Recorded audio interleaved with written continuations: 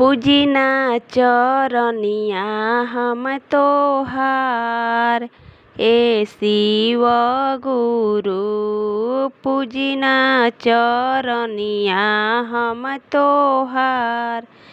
हे शिव गुरु ए हमार शिव गुरु, हे हमार शिव गुरु चरण पखारब हम तोहार। हे शिव गुरु पूजिना चरनिया हम तोहार। हे शिव गुरु गैया के गोबर से अंगना लिपाइब, चंदन चौकिया पर असनी लगाइब हो। गैया के गोबर से अंगना लिपाइब हो, चंदन चौकिया पर असनी लगाइब हो।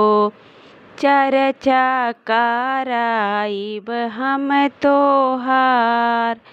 हे शिव गुरु भंगिया धतुरवा के भोगवा लगाइब, सब शिष्य मिली जुली भजन सुनाइब हो। भंगिया धतुरवा के भोगवा लगाइब, सब शिष्य मिली जुली भजन सुनाइब हो। कर दीहि नैया हमरो पार। हे शिव गुरु भैया हरेंदर के अंगना बोलाइब हो।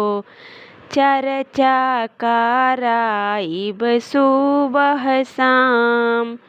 हे शिव गुरु चर्चा कराइब सुबह शाम। हे शिव गुरु पूजिना चरनिया हम तोहार। हे शिव गुरु हे हमार शिव गुरु, हे हमार शिव गुरु चरण पखारब हम तोहार। हे शिव गुरु चरण पखारब हम तोहार। हे शिव गुरु। अगर मेरा गीत आपको पसंद आए तो लाइक, सब्सक्राइब और शेयर जरूर करिएगा।